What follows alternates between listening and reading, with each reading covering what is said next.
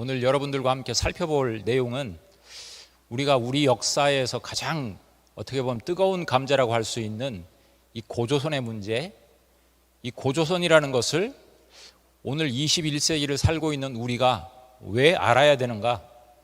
단순히 과거의 역사로서 우리가 제대로 아는 것이 중요한 것인가? 아니면 그 고조선을 우리가 제대로 알므로써 오늘 우리가 안고 있는 여러 가지 문제들을 거기에서 어떻게 해법을 찾을 것인가?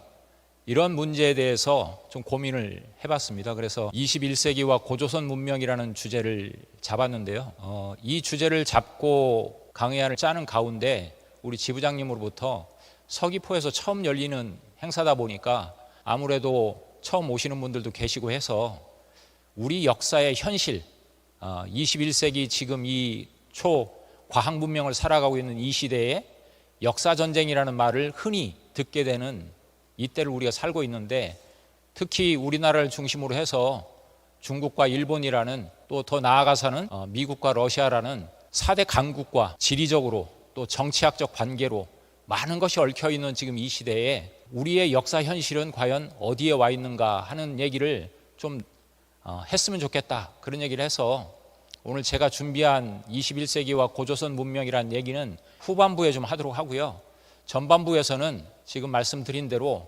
우리 역사의 현실에 대해서 살펴보는 시간을 잠깐 갖도록 하겠습니다. 지금 보여드리는 이 한 장의 사진이 사실은 우리 역사의 현재 모습입니다. 한반도를 중심으로 해서 북쪽은 중국의 식민지였고 남쪽은 일본의 식민지였다는 이 사실이 우리는 무슨 말도 안 되는 소리를 하냐 이렇게 생각할지는 모르겠지만, 여전히 우리가 아이들에게 가르치고 있는 교과서에서는 이 틀을 크게 벗어나지 못하고 있다. 물론 표현상의 문제나 여러 가지 좀 기술상의 그런 문제들에 있어서는 이것을 넘어섰다고 얘기할 수도 있겠지만, 여전히 지금 여기서 보여주는 이 문제는 현재 진행형입니다. 그러니까 한반도 북쪽은 특히 북한의 평양이라는 지역이 고조선의 중심지였다는 이 설을 지금도 일제강점기 시절에 만들어졌던 그 설에서 한치도 벗어나 있지 않기 때문에 그것은 곧 중국의 식민지였다는 것을 우리가 자인하는 꼴이 됩니다. 이따 뒷부분에서 잠깐 살펴보겠지만, 중국은 이미 북한 평양까지도 자신들의 역사 영토였다는 것을 주장하고 있는 것이 현실이기 때문에 그렇습니다. 또한 한반도 남부는 일본의 식민지로서 여전히 현재 진행형으로서 진행되고 있다. 그 부분도 뒤에서 잠깐 살펴보겠지만, 이제는 이것을 우리나라 정부가 앞장서 가지고 일본의 임나 일본 부서를 인정해야 한다는 소리 없는 증거를 내밀고 있는 사실입니다. 그래서 이 부분에 대해서 살펴보도록 하겠는데, 지금 보여드리는 거는 지금 우리나라 중학교하고 고등학교 역사 교과서에서 보여주고 있는 고조선 관련한 지도입니다. 그런데 두 지도가 황토색으로 표현한 그 부분을 잘 보시면 거기만이 고조선의 영토였다고 가르치고 있는 지도거든요. 그런데 문화 분포 범위 지도라고 해서 가르치고 있는 이 지도가 나온 배경은 뭐냐면, 우리가 좀 고조선 하면 떠오르는 게 몇 가지 있을 겁니다. 우선은 단군 왕검이 떠오를 거고요. 그리고 좀 더 관심을 가지신 분은 참성단이 떠오를 거예요. 제가 표지 화면에다가 참성단 그림을 넣어놨는데, 그리고 좀 더 학교 다닐 때 졸지 않고 공부했던 분들, 그분들은 또 몇 가지가 더 떠오를 겁니다. 비파형 동검이다, 고인돌이다, 이런 것들이 떠오를 거예요. 떠오르는 분 계신가요? 예, 지부장님만 대답하는 거 보니까 나머지 분들은 다 좋으신 것 같아요, 학교 다닐 때. 그런데 이 지도가 나온 이유가 바로 고조선의 대표 유물이라고 알려진 비파형 동검과 고인돌이 출토되는 것을 바탕으로 해서 강역이라는 표시도 쓰지 않고 소위 문화 분포 범위라고 해서 쓰고 있는 지도입니다. 그런데 잘 보시면 아시겠지만 한반도 남부와 중국 만주의 요하를 중심으로 해서 서쪽 요서 지역에서도 비파형 동검과 고인돌들이 출토가 되고 있거든요. 그리고 여기는 지금 표시가 안 돼 있지만, 지금 중국의 요 산동성이라고 해서 우리 황해 쪽으로 삐쭉 빠져나온 반도가 하나 있죠. 산동반도. 사실은 거기서도 발견이 되고 있거든요. 그런데 지금 교과서에서도 다 그려놓지 않을 뿐더러 지금 요서 지역에서 발굴되고 있고 한반도 남부에서도 발굴되고 있는데, 그러나 거기는 고조선의 문화 분포 범위가 아니다, 고조선의 강역이 아니다, 이렇게 가르치고 있습니다. 그러니까 왜 저런 앞뒤가 맞지 않는 그런 행태를 보일까요? 그 문제를 오늘 좀 알아보고자 하는데, 먼저 중국 같은 경우는 우리는 동북공정이라는 얘기를 통해서 중국 정부에서 역사 왜곡 공정 작업을 하고 있다는 얘기를 많이 알고 있습니다. 그렇지만 중국을 중심지를 중심으로 해서 동북 지역의 역사만을 공정 작업을 하는 게 아니고, 이 한 장의 그림에서 보시듯이 서북 지역, 그리고 서남 지역, 그리고 남쪽 지역과 북쪽 지역까지 다 소위 공정이라는 이름 하에 프로젝트를 추진하고 있거든요. 그거는 뭐냐면, 역으로 우리가 반대로 생각을 해보시면 이들이 북경을 중심으로 해가지고 동서남북 모든 지역의 역사 공정 작업을 한다는 것은 우리 입장에서 보면 뭔가 불명확한 게 있고 뭔가 명확하게 해둘 필요가 있다는 그들 입장에서 생각을 하고 있다는 뜻이거든요. 그렇기 때문에 우리는 동북공정을 통해서 우리 역사를 자기들 입장에서 왜곡하기 위해서 여러 가지 작업을 하고 있다는 얘기를 2002년 이후에 많은 얘기를 들어왔습니다. 그럼 이미 2002년부터 시작이 됐으면 공식적으로 20년이 지났어요. 그리고 2002년이면 노무현 정권이 들어서던 해거든요. 그러면서 고구려 역사재단을 대응하기 위해서 만들었고, 그 고구려 역사재단이 시간이 지나면서 지금 현재 소위 동북아 역사재단이라는 정부 기구로서 만들어져 가지고 동북공정에 대응하고 소위 동북아 역사전쟁에 대응하기 위한 정부 기관으로서 몇 년 전만 해도 한 해 200억을 쓴다는 얘기를 들었어요. 예산이 200억을 써가면서 연구를 해오고 왔는데, 그 결과가 지금 그럼 제대로 드러나고 있느냐, 이걸 한번 알아볼 필요가 있죠. 그러나 전혀 그렇지 않다는 것을 우리가 알 수 있고요. 이런 동북공정의 결론으로서 만들어진 것이 한 장의 지도인데, 이 한 장의 지도가 중국에서 펴낸 만리장성 지도인데, 우리는 만리장성하면 중국에 여행을 다녀온 분들께서 만리장성에 올라갔다 오신 분들이 많이 계실 거예요. 오늘날에 우리가 알고 있는 만리장성은 우리나라에서 조선시대에 중국에 있었던 나라인 명나라 시대 때 거의 완성된 성이 만리장성이거든요. 그 만리장성의 동쪽 끝이 어디냐? 동쪽 끝 하면 우리 역사하고 관계가 되겠죠. 그렇죠? 왜냐하면 지금의 중국의 동쪽 지역에 우리가 있으니까. 근데 그 동쪽 끝이 과연 만리장성의 끝이 어디냐 하는 걸 놓고 볼 때, 그동안에 일반적으로 태강 지리지라든지 중국의 여러 사서에서도 만리장성의 동쪽 끝은 오늘날의 하북성 창녀현에 있는 산해관이라는 지역이라는 것을 많은 사람들이 알고 있어요.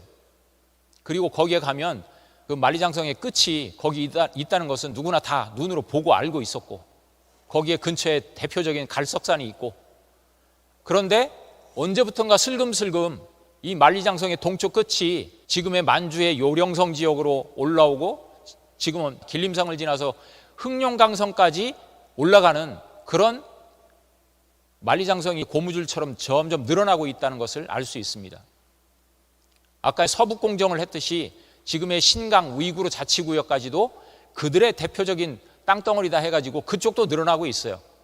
그래서 기존에 우리는 만리장성이 한 8,000km, 6,000km 되는 그런 어떤 성이라고 알고 있었는데, 지금은 2만 km가 넘습니다. 그런데 그렇게 점점 늘어나던 것들이 지금 여기에 보시면 중국에서 춘추 전국시대의 대표적인 나라였던 연나라, 그 전국시대를 통일한 것이 상식적으로 알고 있는 진나라 진시황 때라고 알고 있잖아요. 그리고 그 진나라 다음에 소위 말하는 유방이 세운 한나라가 들어오죠.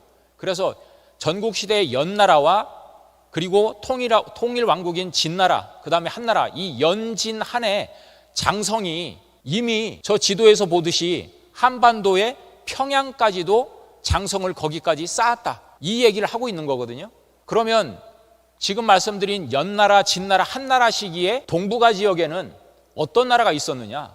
시기적으로 그것이 바로 오늘 알아볼 고조선입니다. 그럼 고조선이라는 것이 연진한 시대에 분명히 우리가 알고 있기로는 만주 지역과 한반도 지역에 자리를 잡고 있었는데, 아까 처음에 봤듯이 고조선의 대표적인 유물들이 거기에서 다 발굴이 되고 있는데, 그 시기에 전국시대라고 하면 주나라가 문을 닫으면서 너도 나도 왕이다 하고 외치던 시대를 전국시대라고 합니다. 소위 전국칠웅이라고 해서 연제 위 해가지고 쭉 7나라가 대표적으로 있는데, 여러분들이 이제 역사적으로 좀 상식적으로 알아둘 것은 뭐냐면, 왜 전국시대라는 게 생겼느냐, 그거는 뭐냐면 철기라는 것이 보편화되는 시대였어요. 그러다 보니까 철을 생산할 수 있는 능력이 생기다 보니까 너도 나도 철을 가지고 다양한 무기도 만들고 생활도구도 만들다 보니까 서로가 나도 힘이 있다고 머리를 든 거예요. 그러다 보니까 나도 왕이다, 자칭 다 왕을 칭하던 시대가 전국시대인데, 저 중국의 저 중원 지역의 그 좁은 지역에서 7나라가 머리 터지도록 싸우고 있는 그때, 그 중에 한 나라인 연나라가 한반도까지도 마술을 뻗쳐가지고 자기들 성을 쌓았다. 성이라는 건 어떤 뜻이겠습니까? 여기까지가 우리 집이야 하는 담을 쌓는 거하고 똑같지 않겠어요? 우리가 왜 진시황이 만리장성을 쌓았다는 얘기를 들었습니까? 바로 북쪽에 있는 소위 말하는 흉노가 워낙 강하니까 흉노의 침입으로부터 좀 안전하게 자기들을 보호하기 위해서 쌓은 게 만리장성이다, 진시황 때 쌓았던. 그렇게 알고 있는데, 이미 그 이전에 있었던 연나라, 전국시대 하나 중에 연나라가 한반도 북부까지도 성을 쌓아서 거기까지도 다 자기들의 영역이다, 이렇게 주장하고 있다는 것이 오늘날 중국 정부의 입장이에요. 북한에 우리가 갈 수가 없으니까 북한 입구까지 가는 데가 압록강변의 단동이라는 지역이잖아요. 그 단동에 가면 고구려 성이 발견이 됐어요. 박작성이라고. 근데 그 박작성을 중국식 이름인 호산장성으로 이름을 바꿔가지고 거기에다가 굵은 글씨로 써놨습니다. 여기가 만리장성의 동쪽 끝이다. 근데 이제 그것을 넘어서 가지고 지금 한반도까지 들어와 있다. 이게 지금 중국의 역사 동북공정의 결론입니다. 단순히 역사 왜곡에 그치는 것이 아니라 영토 문제까지도 지금 얘기하고 있는 것이 동북공정의 결론이거든요. 그리고 지금 보시듯이 동북 고대 역사 편년 작업을 해가지고, 여기 보시면 아시듯이 2016년에 중국 정부에서 거란, 발해, 그리고 백제, 고구려, 부여의 편년 역사 자료를 펴냈습니다. 중국 정부에서 왜 자기들 세금을 들여가면서 저런 책을 펴내겠어요? 여기에 교과서로 만들어 놓은 이 나라들은 다 중국의 지방 정권의 역사라는 것을 얘기하는 겁니다. 그럼 여러분들이 동북공정은 고구려 발해의 역사를 빼앗기 위한 거다, 익히 이 정도만 알고 있었지만, 그걸 넘어서 가지고 백제까지도. 근데 여기에서 한 가지 참 우리가 조금 눈치가 있는 분은 아실 수 있어요. 소위 우리가 백제하면 이 한반도에서 충청 남북도, 전라 남북도 이 지역에 있었던 것이, 이 지역을 중심으로 있었던 것이 백제라고 알고 있지만, 사실은 백제가 대륙 백제였고, 백제라는 나라는 국가 성격이 일반적인 고구려 신라하고는 좀 다른 성격을 띠고 있습니다. 제가 지금 인하대에서 공부를 하고 있는데, 그 인하대 지금 대학원 과정에 있는 많은 박사학위 받은 사람들, 또 그 연구팀들이 연구한 결과를 보면 백제는 국가 성격이 달라요. 그러면 백제가 왜 중국 지역에도 백제의 거점이 있었고 백제의 영토가 있었느냐 하는 것을 이해할 수 있는데, 저는 이것을 보면서 중국도 그 부분을 알고 있구나 하는 느낌을 갖고 있습니다. 왜냐하면 한반도 서남부 쪽에 있었던 나라가 백제라고 한다면 굳이 중국 정부에서 백제에 관한 편년 총서를 쓸 필요가 없어요. 지금 현재 중국의 땅 속에 백제가 있었기 때문에 저런 것도 하는 겁니다. 하여튼 지금 중국 정부에서 이렇게 우리 역사의 한 축이라고 알려진 이 국가들에 대한 역사 자료집을 만들고 있다는 것 자체가, 이미 중국은 우리가 알고 있는 동북공정의 범위를 훨씬 넘어서 가지고 많은 부분을 그들의 지금 입장에서 작업을 하고 있다 하는 것을 알 수 있습니다. 그래서 여기 지금 표로 정리해 드렸듯이 2002년 동북공정이 시작되기 이전에 이미 이들은 96년부터 하상주 단대공정이라는 것부터 시작해가지고 쭉 진행해와가지고 오늘날 2020년에 여러분들이 익히 언론을 통해서 듣고 있듯이 뭐 김치공정이다, 한복공정이다 하는 것들이 한마디로 뭐냐면 마지막에 이루어지고 있는 중화문명 선전공정입니다. 그래서 이 중화문명 선전공정, 소위 전파공정이라는 것이 널리 전 세계에 이제 중국의 역사와 문화를 알리자 하는 역사 공정 작업입니다, 이게. 그래서 2017년에 시진핑이 트럼프와 정상회담을 할 때 나왔던 얘기가 한국은 본래 중국 역사의 속국이었다, 일부였다, 이런 얘기를 2017년에 한 이유가 바로 여기서 있는 거예요. 2017년에 2016년부터 선전공정이 이루어지다 보니까. 왜? 그 이전에 이미 자기들이 논리를 만들 거는 다 만들어 놨다고 지금 생각하는 거예요.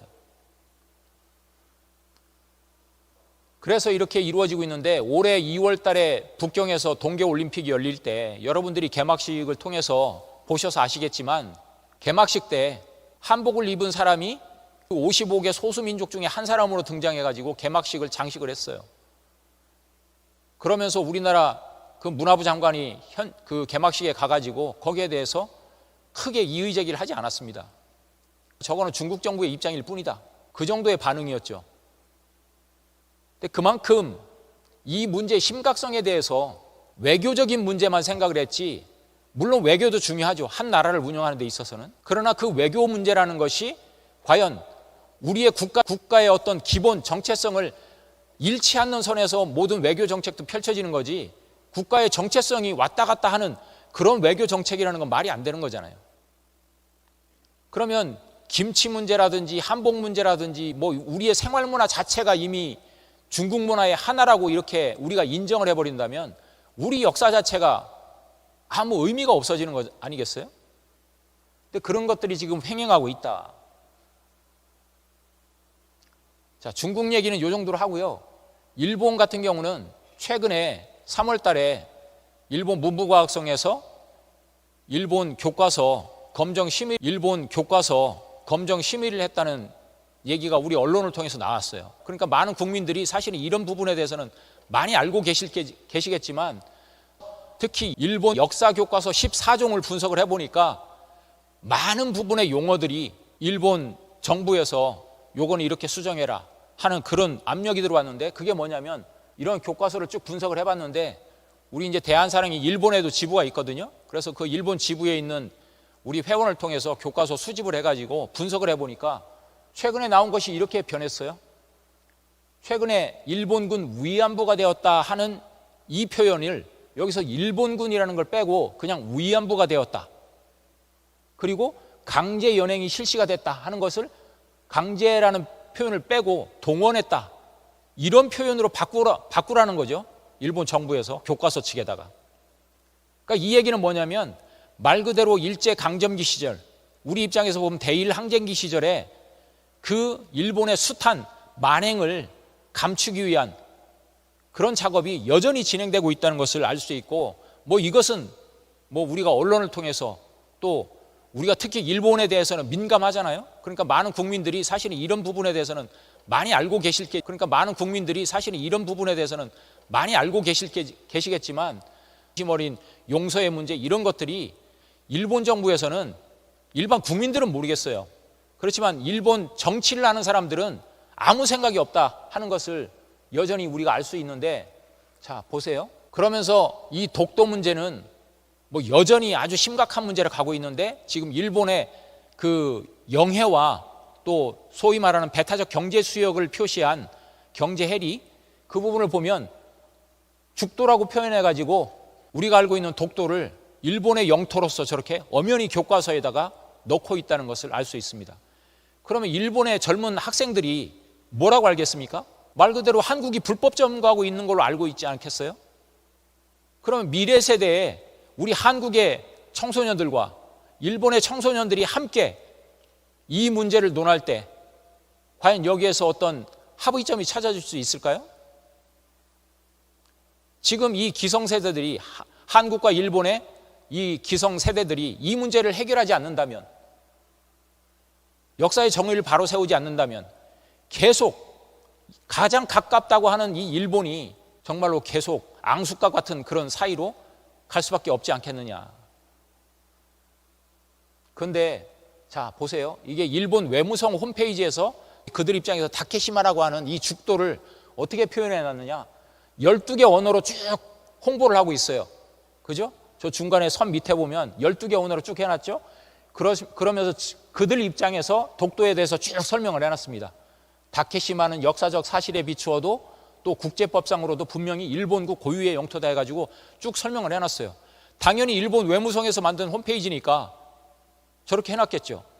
근데 저 내용으로 들어갈 때 요즘은 인터넷 시대잖아요. 전 세계에서 한글로 독도라고 치고 닷컴을 치면 저 홈페이지로 연결이 됩니다. 우리 한글로 독도를 치고 닷컴, 이 도메인, 독도닷컴의 이 도메인을 치면 일본 외무성 홈페이지로 연결되게끔 만들어놨어요.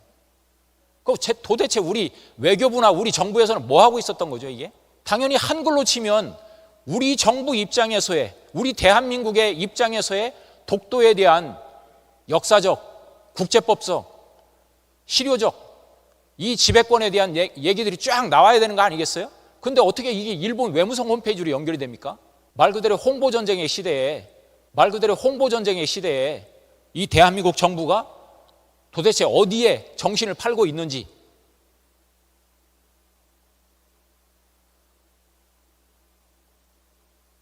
이런 심각한 문제들이 여전히 벌어지고 있고, 교과서를 보면 이 광개토대왕 비문을 근거로 해가지고 교과서에서 이런 걸 여전히 가르치고 있어요. 왜 군세가, 당시 왜나라의 군세가 바다를 건너서 백제와 신라를 신하로 삼았다는 거예요. 신민으로 삼아가지고 고구려 왕이 이를 격퇴하기 위해서 군사를 보냈다고 적혀 있다. 이게 지금 자유사에서 발행한 중학 사회 역사 교과서에 실려 있는 내용입니다. 그러니까 이미 저 내용을 딱 보면 뭐예요? 아까 첫 장의 그림에서 한반도 남부는 일본의 식민지로 시작됐다는 그 표현하고 똑같은 얘기예요.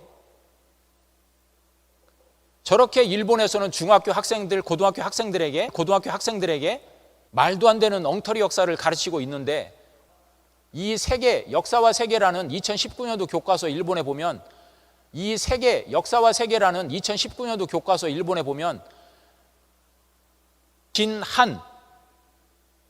연진한을 얘기할 때 그 한나라가, 유방이 세운 한나라가 나중에 우리가 삼국지를 통해서 잘 알고 있는 조조의 위나라와 또 유비의 총나라와 손권의 오나라로 삼국으로 나눠서 다퉜다는 얘기를 알고 있잖아요. 100년의 삼국시대의 역사에 대해서. 바로 아까 얘기했듯이 그 한나라의 만리장성 지도가 어디까지 왔었어요? 한반도 평양까지 왔었죠. 마찬가지잖아요. 여기 지금 위나라, 220년에 건국됐다고 하는 위나라가 어디까지 국경을 하고 있습니까? 한반도 남부가 평양을 넘어서 가지고 지금 어디까지입니까? 거의 뭐 평택항 정도까지 내려와 있죠. 충청도하고 저 경기도하고 경계 지역까지, 아산만 지역까지 국경이. 지금 저렇게 국경을 그려놓고 잘 보시면, 이 지도를 보면 재밌는 것이 뭐가 있냐면, 저도 보면서 깜짝 놀랐는데, 저 위쪽에 보면 고구려라고 한자로 써놨어요. 일본어 50, 히라가나로도 고구리라고 써놨죠. 근데 그 밑에 한반도 쪽에 뭐라고 적어놨냐면 마한과 진안과 변안이라고 적어놨어요. 여러분, 중국의 위나라는 분명히 220년에 건국됐다고 돼 있는데, 그럼 220년 시절이면 백제가 없었던 때입니까? 신라가 없었던 때예요? 가야가 없었던 때입니까? 우리나라 역사 기록에 의하면, 삼국사기 삼국유사에 의하면 백제는 BC 38년인가? 그때 세워진 걸로 돼 있고요. 신라가 가장 먼저 세워졌다고 돼 있죠. 서기전 57년, 서기전 38년, 그때 세워진 나라가 어떻게 220년경에 백제, 신라라는 이름도 아니라 마한과 진안이라는 이름으로, 가야도 기원 후, 서기 후 42년에 세워진 걸로 기록이 나오는데 220년에 가야는 어디 가고 변안이라고 돼 있습니까? 일본에서 이렇게 가르친다는 거죠. 그리고 중국의 입장을 대변해 가지고 역사의 영토가 한반도, 저 충청도까지 우리나라가 와 있다고 이렇게 가르치고 있는 겁니다. 그러니까 중국과 일본은 서로가 서로를 이끌어주고 있어요. 가운데 우리나라를 놓고 서로 못 잡아먹어서 안달이 난 거죠. 그래서 일본에서 만든 만리장성 지도를 보면 아까 중국에서 만든 만리장성 지도하고 똑같잖아요. 한반도 평양까지 연나라 진나라의 장성이 와 있다는 것을 얘기를 하고 있는 겁니다. 이렇게. 자, 이런 것들이 사실은 대일 항쟁기 시절 일본 제국주의가 우리나라를 강제 점령한 이 일제 강점기 시절에 초대 총독이라고 하는 마사타케가 와서 한 얘기가 뭐냐. 지금 보시듯이 조선인들은 유구한 역사적 자부심과 문화에 대한 긍지가 높아서 통치하기 어렵다. 그 당시에 전 세계가 서양의 제국주의 세력, 또 일본 제국주의가 서양을 닮아가지고 유일한 제국주의로 성장을 해가지고 우리나라를 삼켰는데, 제국주의 세력들이 아프리카나 동남아시아 많은 지역에 식민지를 건설하는 과정에서 우리나라하고 다른 점이 뭐였냐. 우리나라는 그들 식민지 국가들하고는 문화적인 역량이라든지 또 역사적인 유구성이라든지 이런 부분들이 달랐기 때문에 통치하기가 쉽지 않았다는 것은 저들 스스로가 인정하는 거예요. 그러다 보니까 가장 먼저 하는 일이 뭐였냐? 바로 조선인의 역사를 깎아내려가지고 조선인들이 자신들의 조상에 대해서 부정적 의식을 갖게 만드는 거, 이게 식민 통치를 하기 위한 가장 전제 작업이었다는 것을 이들 스스로가 이렇게 느끼고 있었던 거예요. 그래서 우리 역사서적을 20여만 권을 탈취를 해가지고 가져갔는데, 이 마사타케라는 인간이 1923년에 데라우치 문고라는 것을 만들어가지고 자기 고향에다가 우리나라 조선 땅에 있었던 수많은 역사서들, 귀중한 사서들을 가져가가지고 자기 고향에다가 저렇게 데라우치 문고라는 것을 만들어가지고 지금 현재까지도 모 대학에 기증을 해가지고 이어지고 있다는 거. 그래서 작년에 우리가 6월 달에 저희 대한사랑이 이제는 단순히 시민운동을 넘어서 가지고 학술적으로 우리가 이제는 논문을 통해서 이 뿌리 깊은 왜곡된 역사에 대해서 바로잡는 일을 해야 되겠다 해서 저희들이 작년에 5일 동안 서울에 있는 백범 김구 기념관에서 대한국제학술문화제를 열었었습니다. 그래서 그때 우리나라 역사 왜곡 작업이 한창일 때 교육부에서 이 동북아 역사 대응 반장을 했던 이 성삼재 교수가 작년 우리 학술 발표 때 토론자로 나와가지고 이런 증언을 했어요. 보시듯이 일본인 학자들을 만나가지고 왜 그렇게 역사 문제에 대해서 정의롭게 사실을 밝히지 않느냐 했더니 일본인 학자들이 하는 얘기가 이 얘기입니다. 우리 일본이 조선을 식민 통치하기 위해서 역사를 조작해 놓은 게 있는데 당신네들 한국이 해방되면 당연히 복원될 줄 알았다. 근데 시간이 지나도 60년대, 70년대, 80년대 되어도 그대로 있더라. 그러니까 우리 일본을 탓하기 전에 당신네들 거를 먼저 봐라. 작년에 이 말을 증언을 했어요. 그러니까 지금 앞에서 중국과 일본의 그런 역사 왜곡 문제를, 현재 진행형인 문제를 제가 말씀을 잠깐 드렸는데, 사실은 저는 일본이나 중국 지금 그런 문제보다 더 심각한 문제를 좀 잠깐 얘기를 하고 싶어요. 그게 뭐냐면 바로 우리 스스로 하고 있는 행태입니다. 지금 보여드리는 분이 누구냐면 1982년부터 정말로 우리 역사학계에 정말 이정표를 세우신 분이라고 알려져 있는데, 소위 말하는 강단사학에서 우리가 조선사 편수회를 거쳐가지고 해방 이후, 광복 이후에 그 명맥이 이어져가지고 오늘날까지 이어지는 가운데 주류사, 다른 말로 강단사 외 역사의 실권을 쥐고 있는 사람들이 다 학교에 있는 사람들이다 보니까 학교에서 아이들에게 힘있게 우리 역사는 이런 거야 하고 외치는 그 강단사학의 맥을 쥐고 있는 사람들이 다 이병도라는 사람 밑에서 키워져 가지고 지금까지 그 맥이 이어져 오고 있는데, 그런 학문 풍토 속에서 정말로 고고지성을 외치면서 투쟁해온 분이 누구냐면 바로 이분이에요. 윤내영 교수라고 단국대학교. 이분이 1989년에 한국 고대사실론이라는 이 책을 펴냄으로써 비로소 이 고조선의 이 단군 신화, 이 신화론의 그 껍질을 깨고 한반도 평양을 중심으로 이루어졌던 고조선의 문제를, 시각을 완전히 뒤집어 놓은 분이에요, 이분이. 그래서 지금 이 보여드리는 왼쪽에 있는 이 지도가 바로 윤내연 교수가 중국 문헌을 샅샅이 뒤지고 문헌 기록과 고고학적인 기록을 다 연구를 해가지고 최종 결론을 내려가지고 고조선의 강역은 왼편의 지도와 같다. 특히 중국의 역사와 경계를 이루었던 지역은 어디냐?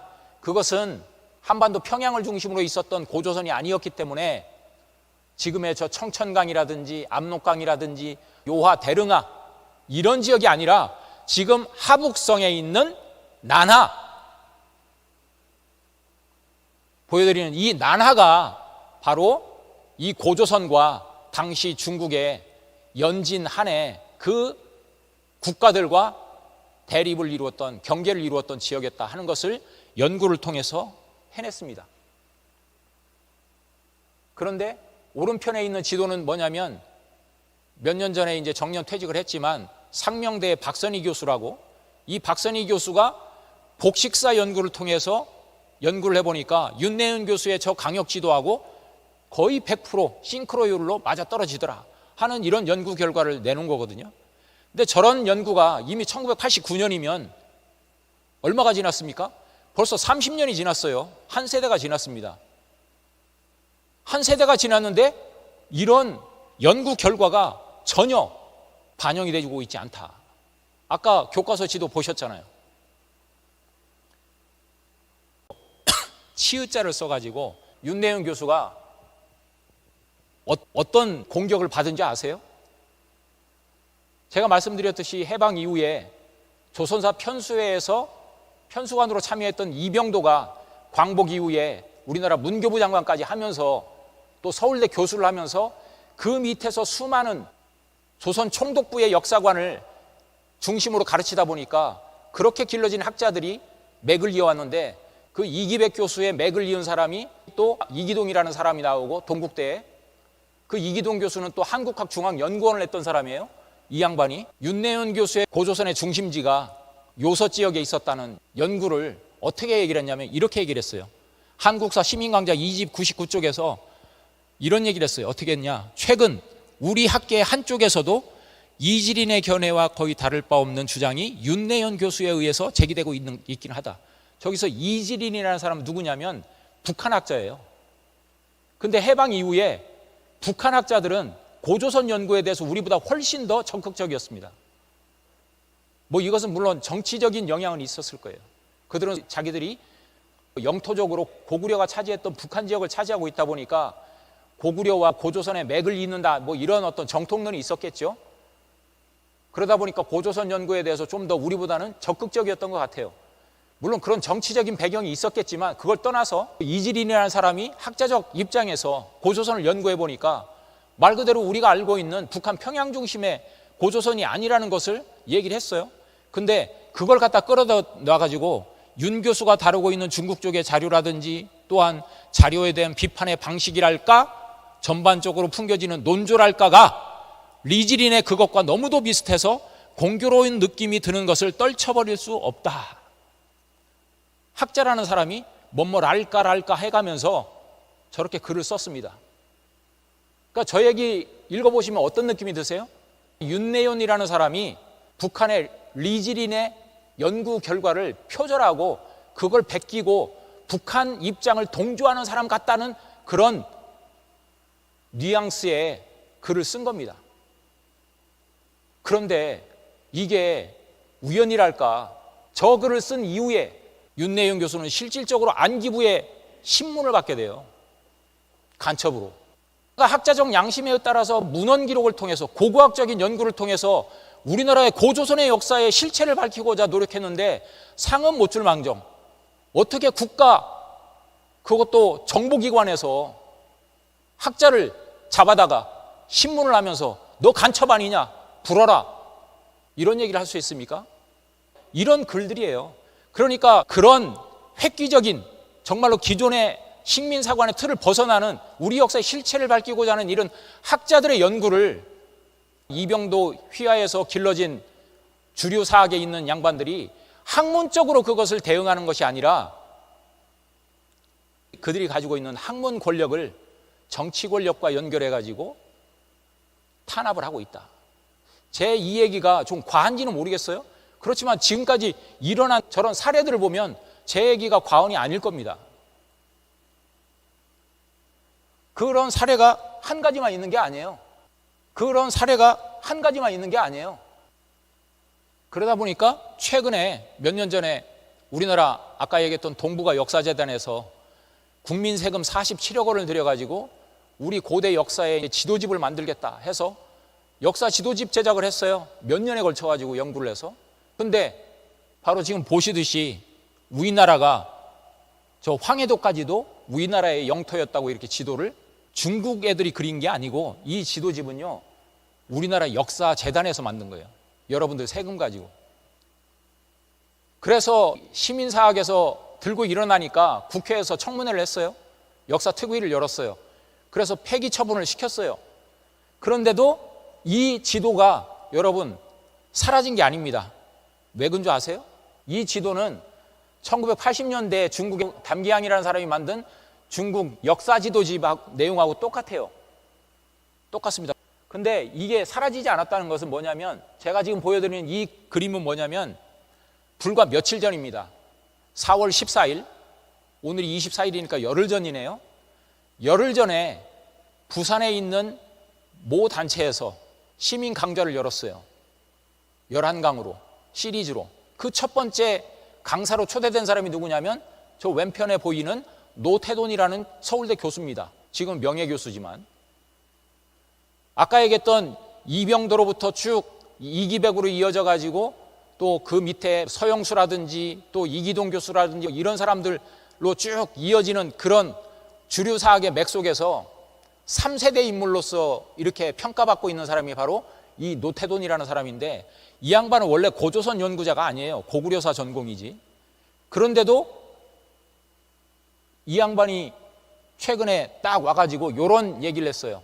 고조선 왕험성의 위치와 그 변동이라는 주제로 시민 강좌를 했는데 열흘 전에 제 요령성설, 제 평양설, 이동설. 아까 첫 지도에서 한반도 북부 평양에 고조선의 중심지가 있었기 때문에 그 고조선이 망하면서 결국은 한나라 무제가 쳐들어와가지고 망하면서 거기 한사군을 설치했으니까 결국은 한반도 북부는 중국의 식민지로 시작됐다고 얘기하는 그 지도가 바뀌지 않은 이유는 뭐냐면 여기에 있습니다. 고조선 왕엄성 수도가 어디에 있었냐. 기존에는 평양에 있었다고 했죠. 이게 식민사관설이에요. 조선사 편수의 사관, 조선 총독부 사관.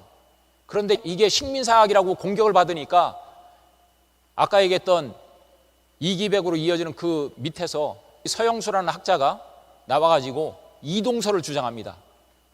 이동설. 우리는 식민사학을 극복했다 하면서 고조선의 중심지가 평양이 아니고 원래는 저쪽 요령성에 있었는데 그쪽에서 있다가 한반도 평양으로 옮겨왔다. 이런 이동설을 주장한 겁니다.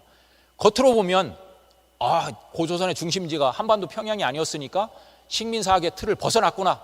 그렇게 생각할 수 있겠죠. 요령성을 얘기하니까, 만주 지역을 얘기하니까. 그런데 결과적으로는 거기에 있다가 평양으로 와서 평양에서 망했으니까 한나라 사군이 어디에 있는 겁니까?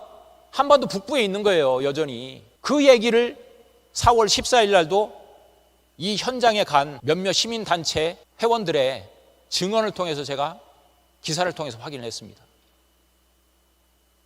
이 노태돈이라는 사람이 참석한 시민들을 향해서 여전히 고조선은 망할 때 한반도 북부의 평양에 있었기 때문에 한사군은 당연히 어디에 있는 겁니까? 한반도 평양에 있는 거예요. 그리고 이 강의 때 아까 앞에서 보여드렸던 동북아 역사재단의 그 지도집을 자료로 썼다는 얘기를 제가 전해 들었습니다. 그러니까 그 지도가 사라진 게 아니에요. 그럼 도대체 중국과 일본에서 저렇게 동북공정인이 역사 왜곡인이 하는 작업을 아직도 저렇게 아주 가열차게 하고 있는데 도대체 우리는 왜 우리 스스로가 거기에 맞대응을 해가지고 역사의 진실을 규명하기 위해서 노력하는 게 아니라 우리 스스로가 왜 이 틀을 벗어나지 못하냐. 자료에 보면 단군조선은 단군조선이라는 표현도 쓰지 않았다고 합니다. 그냥 고조선. 이 얘기는 뭔지 아세요? 고조선을 건국한 단군은 신하라는 뜻입니다. 쉽게 얘기하면. 그 인물은 믿을 수 없어. 그러니까 여러분들이 아시듯이 BC 2333년에 초대 단군 왕검이 고조선을 건국했다는 그 얘기는 못 믿겠다는 얘기예요. 학계에서는 아직도 안 믿겠다는 얘기고. 그러니까 고조선이라는 표현을 쓰는 거예요. 그냥 막연하게 고조선. 근데 나라 이름에 옛고자를 쓰는 나라가 세상에 팔도에 어디 있습니까? 이성계가 세운 조선하고 구분짓기 위해서 그냥 옛고자를 쓰는 거겠죠. 물론 삼국유사 고조선조에는 위만조선과 구분짓기 위해서 옛고자를 붙였어요. 다른 말로 가로치고 왕엄조선이라고 해놨죠. 쭉 하면서 관자 등에 나오는 조선을 언급하며 서기전 8세기경에 고조선에 대한 언급이 나오는데 그것도 믿을 수 없다는 식으로 얘기를 했다는 거예요. 그럼 여러분들이 아시는 BC 2333년, BC 24세기는 어디로 가고 BC 8세기의 중국 역사, 중국 문헌에 나오는 고조선 기록도 못 믿겠다고 얘기를 하고 그럼 언제적을 믿겠냐? BC 6세기? 4세기? 그렇게 나오고 있는 거예요. 그리고 진나라 장성을 연나라 장성과 연계시켜서 북한 평양에 성 흔적이 있는데 그게 혹시 연나라 진나라 장성이 아닌지 연구해 볼 필요가 있다는 얘기를 했다는 거예요. 위만조선과 중국 한나라 식민기관인 한사군이 북한 평양 일대로 그려진 중국 동북공정 지도를 띄워놓고 강연을 했다. 이게 코리아 히스토리 타임스 4월 16일자 기사에 나온 걸 제가 확인하고 얘기를 하는 거예요. 제가 직접 현장에 있지는 않았지만 기자가 뭐 보지 않은 얘기를 썼겠습니까? 저도 빠져나갈 구멍은 얘기를 하고 얘기해야지. 지금 이게 여러분들이 지금 숨쉬고 있는 지금 이 시간에 벌어지고 있는 일이에요. 여러분은 단군 왕검이 우리의 국조라고 생각하십니까? 그런데 우리나라 학계에 제일 대빵이라고 하는 사람이 지금도 이런 얘기를 하고 다니는데 어떻게 하겠습니까? 대체 가만히 있어야 됩니까? 저건 학자들이 그냥 학문적으로 하는 얘기고 우리는 그냥 우리가 생각하는 대로 살고 이러면 되는 거예요? 여러분 지금 이 언론에서 요즘 한참 시끄러운 게 그거죠. 검찰개혁 문제. 그런데 제가 생각해 보면요, 검찰개혁보다 더 어려운 게 뭔지 아세요?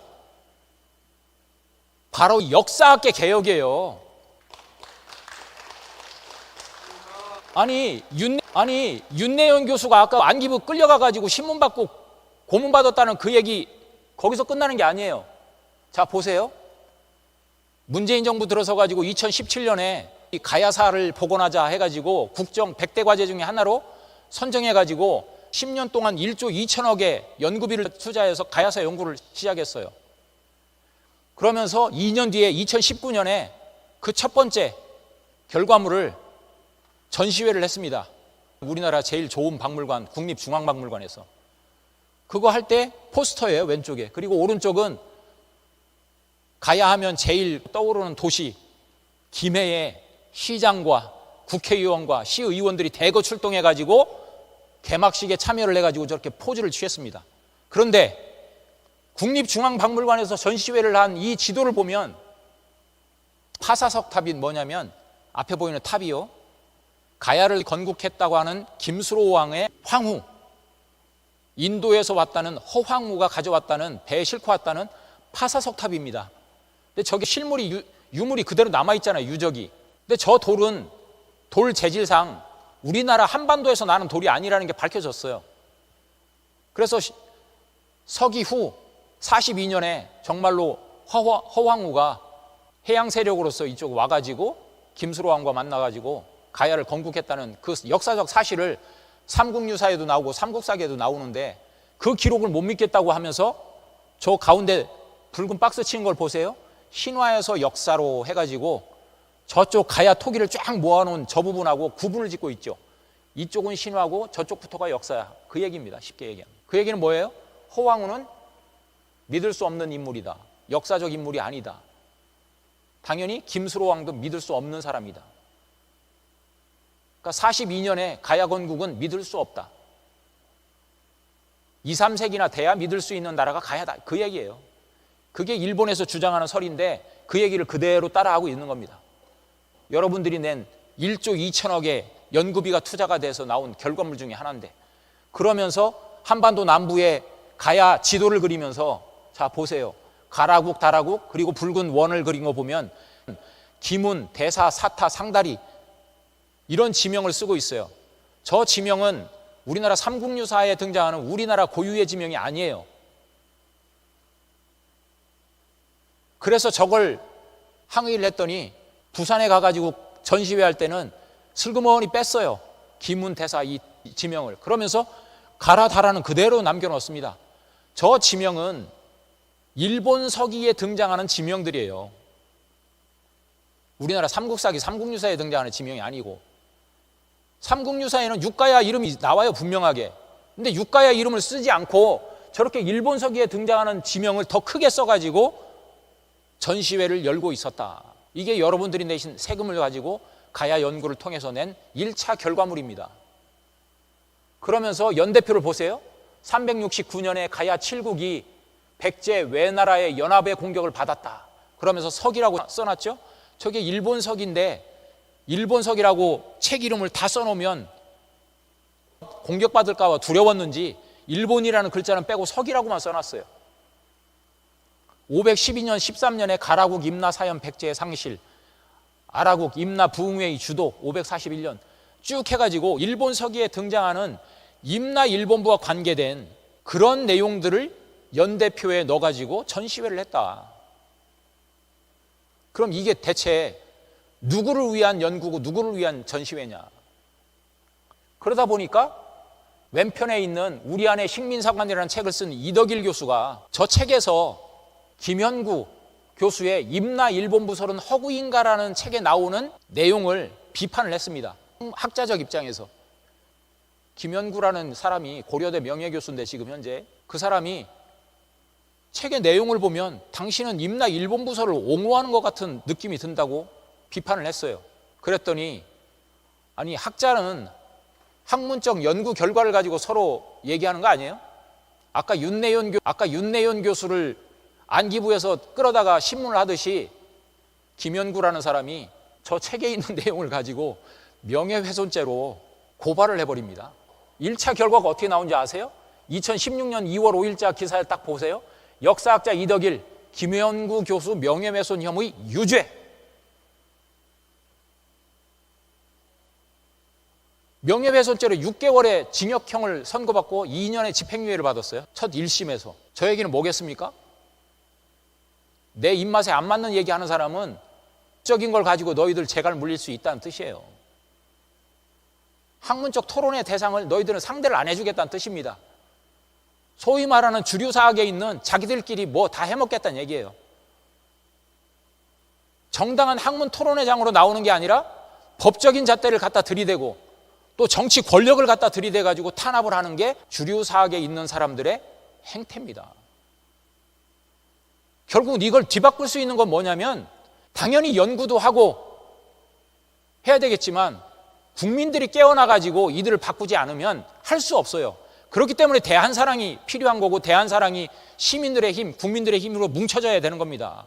국민들의 힘으로 이 사람들을 물리칠 수 있는 거지 결코 학문적인 연구만 통해서 바꿀 수 있는 게 아니다 하는 것을 우리는 이런 행태를 통해서 분명하게 알 수 있는 거죠. 물론 이제 대법원까지 가서 저희들이 이때 뭉쳤습니다. 사실은 대한사랑을 비롯해서 많은 역사 시민단체들이 뭉쳐가지고 미래로 가는 바른 역사협의회라는 미사협을 만들어가지고 대응을 했고 결국은 무죄 선고를 받았죠. 그래서 지금도 가열차게 활동을 하고 있는 겁니다. 그만큼 지금 제가 이런 부분을 보여드리는 거는 중국과 일본의 역사 왜곡은 두 번째 문제예요. 우리 안에서 벌어지고 있는 이런 심각한 문제에 대해서 국민들이 바르게 알고 눈뜨지 않으면 안 된다. 그 말씀을 좀 드리고 싶고 가야 고분군 하이라이트로 가야 고분군을 세계 유네스코에 등재하는데 이 제주도가 자연유산으로 등재되어 있잖아요. 근데 가야 고분군을 등재하면서 다 보세요. 7군데를 등장하면서 남원의 유곡리, 두랑리 고분군과 합천의 옥전 고분군을 다라와 가라라 기문이라는 일본 서기에 등장하는 지명으로 세계 유네스코에 등재하겠다고 나오고 있는 겁니다. 이게 2017년부터 준비돼 가지고 올해 2022년에 등재 완료를 앞두고 있는 상황입니다.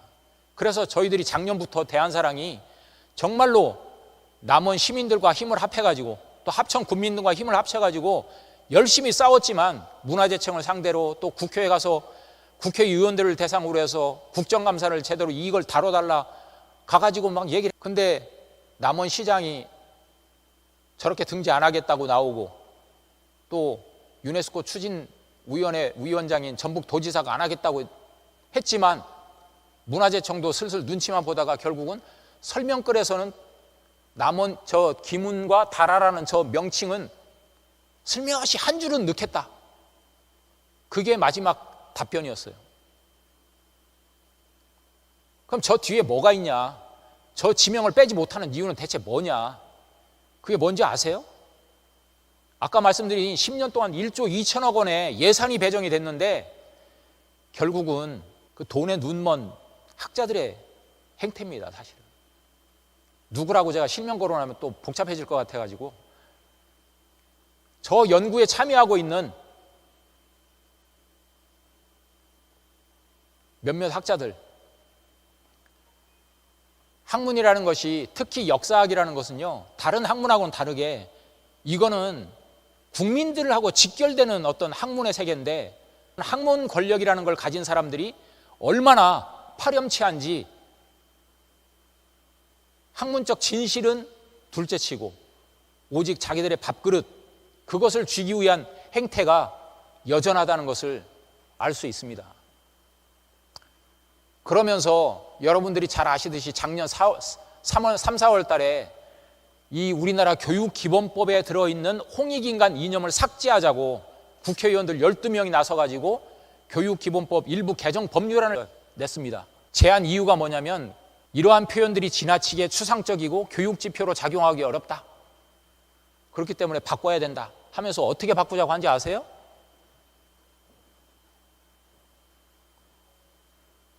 원안을 보면 홍익인간의 이념 아래 모든 국민으로 하여금 인격을 도야하고 자주적 생활 능력과 민주시민으로서 필요한 자질을 갖추게 함으로써 인간다운 삶을 영위하게 하고 민주국가의 발전과 인류 공용의 이상을 실현하는 데 이바지함을 목적으로 한다.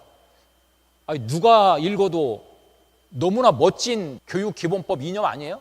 근데 저게 뭐가 추상적이라는 거죠? 홍익인간 4글자가 추상적인 겁니까? 그러다 보니까 밑에 개정안이 뭐라고 적혔냐면 모든 시민으로 하여금 자유와 평등을 지향하는 민주시민으로서 사회통합 및 민주국가의 발전에 이바지할 수 있도록 한다. 아니, 개정안이 구체적입니까? 원안이 구체적입니까? 오히려 여기 앉아 계신 분들이 읽어보시면 다 누구나 스스로 판단할 수 있잖아요. 그런데 추상적이고 구체적이지 않다고 바꾸자는 겁니다. 홍익인간 이념 자체가 싫다는 거예요. 그래서 저걸 대표 발의한 광주의 민영배 의원한테 저희 대한사랑 회원들이 전화를 했어요. 또 직접 그 민영배 의원하고 소통이 되는 우리 회원이 전화를 했더니 이거는 전화통화한 언어이기 때문에 정확한지는 모르겠어요.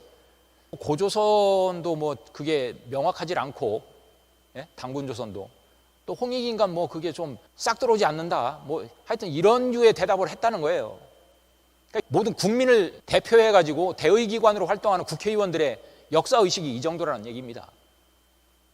그래서 저희들이 여러분들이 내신 그 회비를 가지고 신문 광고를 낸 거예요. 홍익인간을 무참히 짓밟은 국회 12역적은 사죄하라 했더니 무서워서 그랬는지 철회를 했더라고요. 근데 이런 일들이 지금도 계속 벌어지고 있다는 것을 여러분들이 아셔야 되고, 작년에 국립중앙박물관에서 중국 유물 전시회를 하는 그 전시회 영상을 보니까 저렇게 아까 얘기했던 위나라, 조조의 위나라가 충청도까지 와 있다는 거를, 저 지도를 저것도 우리나라 세금을 들여가지고, 여러분들 세금을 들여가지고 저 영상을 만드는데 제가 듣기로는 1억인가 2억을 들였다는 거예요. 들여가지고 만들어가지고 전시회 입구에서 계속 상영을 한 거예요. 중국 전시실에서. 그럼 중국 전시실 구경하러 온 사람들이 다 저 지도 한 번씩 보고 갔을 거 아니에요. 아, 그러면 본 사람들이 야, 조조의 위나라가 충청도까지 땅을 차지했었구나. 여러분들의 세금을 가지고 중국 입장을 대변하는 영상을 만들어서 뺑뺑이 돌리다 보니까 국정감사 때 저 박물관장이 실수해서 일어난 일입니다 하고 사죄를 했죠. 근데 실수한 겁니까? 아까 앞에서 쭉 봤잖아요. 지금의 그런 주류 사학계에 있는 교수들은 여전히 그런 지도를 내놓고 시민들을 상대로 해가지고 강의를 하고 있다니까요. 실수가 아니라 여론이 무서워서 그냥 잠시 고개 숙인 거죠. 가면 낭낭이라는 한사군의 대표적인 군현 중에 하나인 낭낭군이 우리나라 역사 연표에 딱 들어와 있어요. 그리고 한반도 북부에 대동강 지역에 낭낭이라고 딱 써놨잖아요. 저게 지금 국립중앙박물관에 있는 전시실에 있는 지도입니다. 연표고. 저 낭낭이 어떻게 우리 역사입니까? 그들이 얘기한 그대로 한나라 무제가 쳐들어와 가지고 만든 한나라 군현 중에 하나면 그게 어떻게 우리나라 역사예요. 중국 역사지. 근데 어떻게 우리 역사 연표에 저렇게 버젓이 고구려 백제 신라하고 똑같이 자리를 잡고 있습니까? 최근에 또 가야 연표를 바꿔놨는데 왼편에 있는 것은 예전에 있던 가야 연표고 오른쪽에 있는 건 최근에 몇 개월 동안 전시실을 리모델링한 뒤에 만든 연표입니다. 국립중앙박물관. 한 가지 차이점 대표적인 걸 보시겠어요? 제일 위쪽에 CE 42년에 수로왕 즉위 가야 건국이라고 되어 있죠. 기존 연표에서. 근데 오른쪽 바뀐 연표는 어떻게 되어 있습니까? 수로왕이라는 인물은 빠지고 그냥 가야 성립이라고 되어 있어요. 역사가 후퇴를 하고 있습니다. 이렇게. 김수로왕이라는 사람을 믿을 수 없다는 얘기예요. 쉽게 얘기하면. 그러면 여기 김해 김씨들은 시조를 잃어버리는 거예요.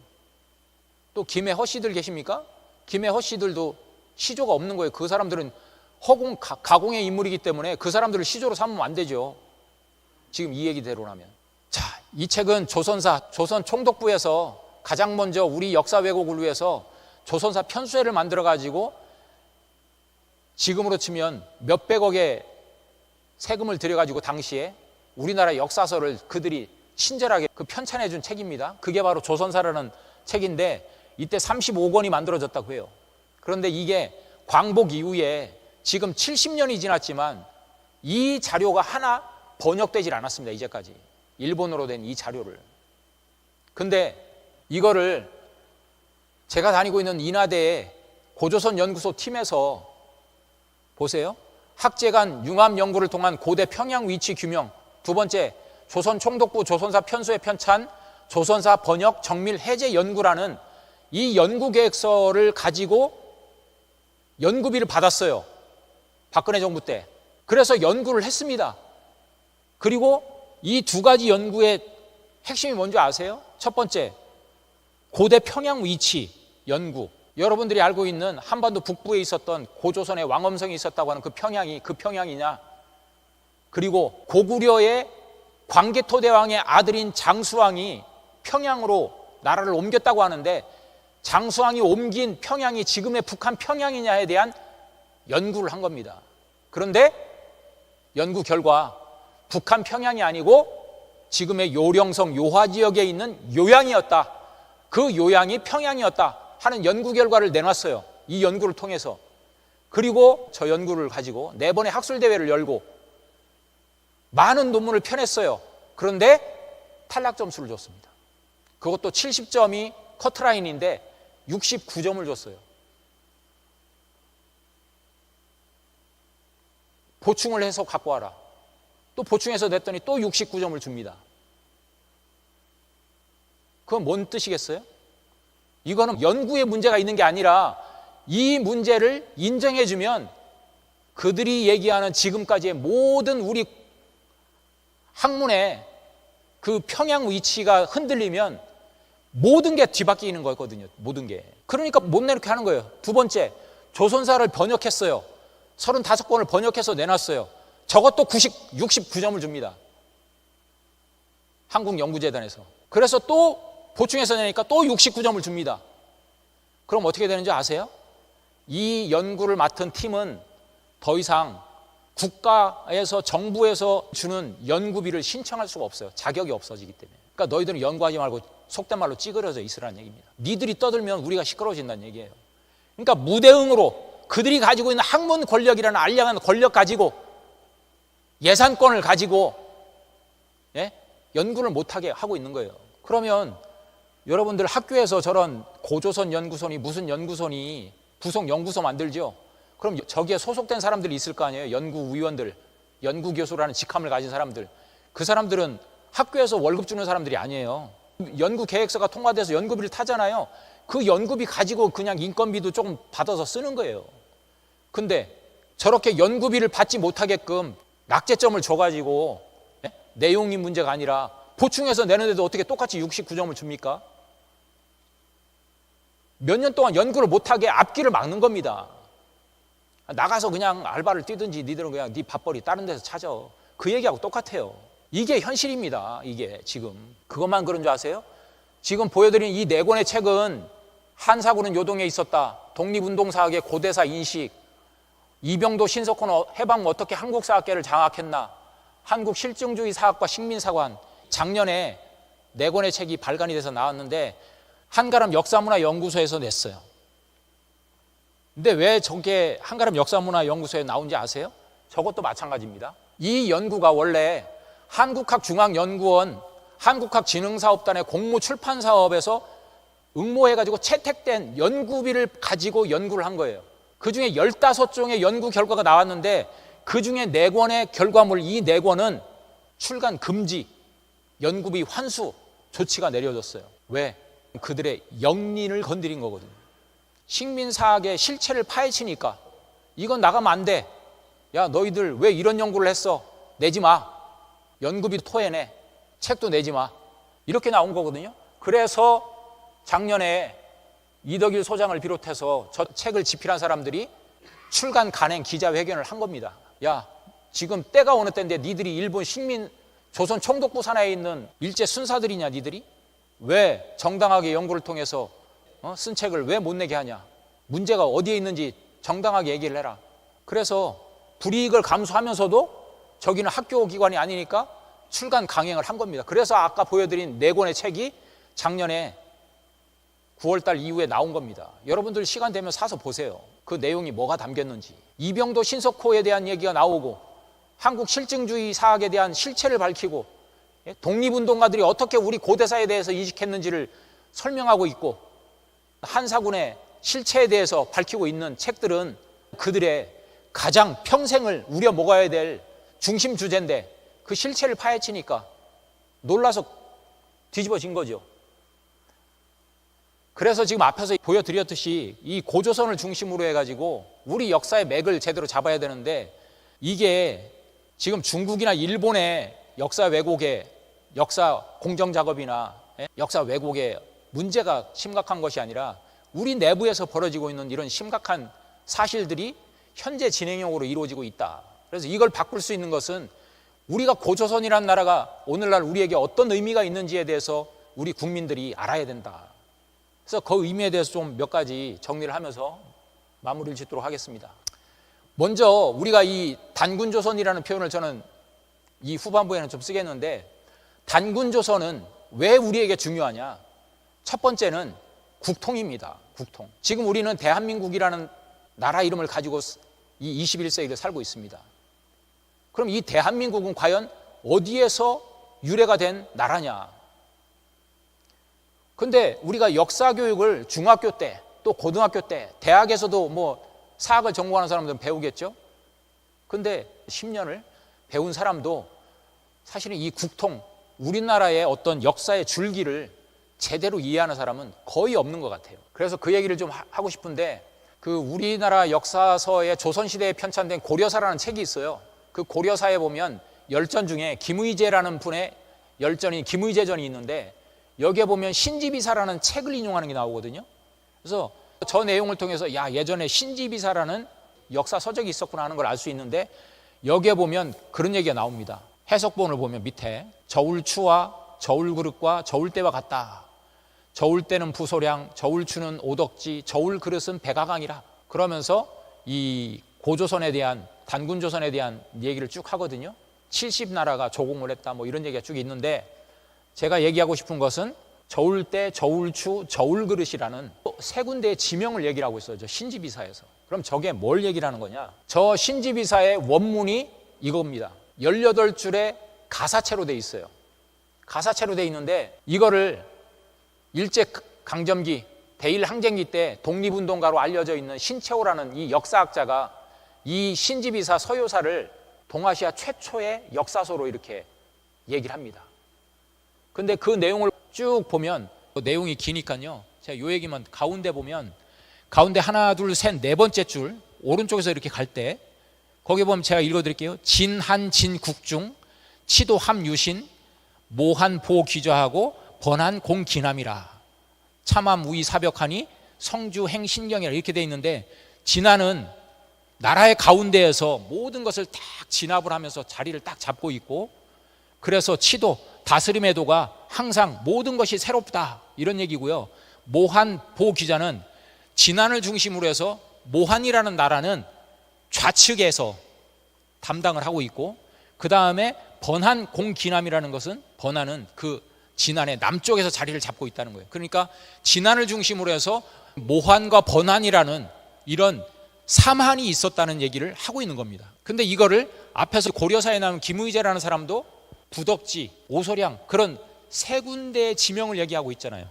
그거하고 연결이 되는 건데, 신채호 선생은 그래서 이 삼한에 대해서 얘기하면서 이런 표현을 써요. 신한은 곧 대왕이요 말한과 불한은 곧 좌우의 양부왕이니 신한을 협조하는 자니라. 그래서 신채호 선생도 삼한설을 얘기를 합니다. 근데 삼한하면 우리가 일반적으로 학교 다닐 때 교과서에서 배우기로 진한, 번한, 마한이라는 한반도 남쪽에 있었던 남삼한을 일반적으로 많이 생각하실 거예요.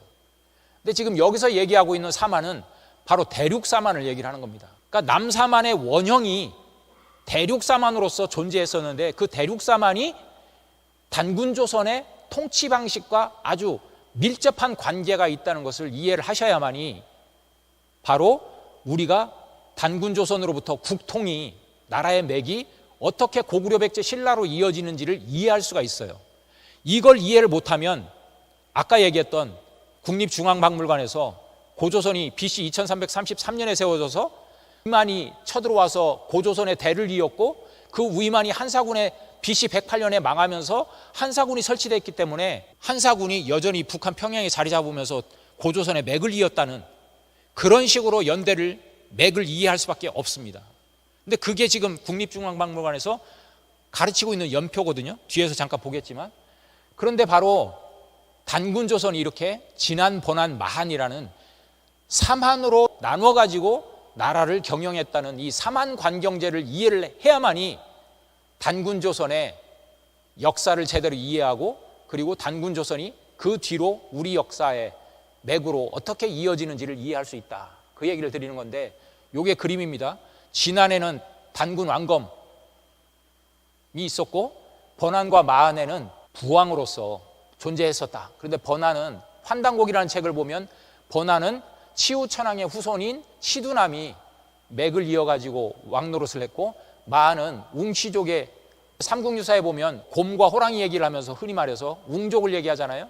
그 웅족이 환웅과 결혼해서 단군조선의 역사를 연다고 나오는데, 그 웅족의 후손으로서 마한을 다스렸다 하는 것이 기록에 나오거든요. 이것은 우리가 유의 깊게 볼 필요가 있는 거고요. 그래서 이런 식으로 단군조선은 전체적으로 진안을 중심으로 해서 번안과 마한, 한반도와 지금의 중국의 산동성 지역까지도 우리 고조선의 통치 영역으로서 삼한 관경제로 나라를 다스렸다는 것을 이해를 해야만 할 수 있는데, 이 대륙삼한에 대한 인식이 아까 김의재라는 사람이 쓴 신지비사에 나오듯이 이게 저울 때에 비유를 했거든요.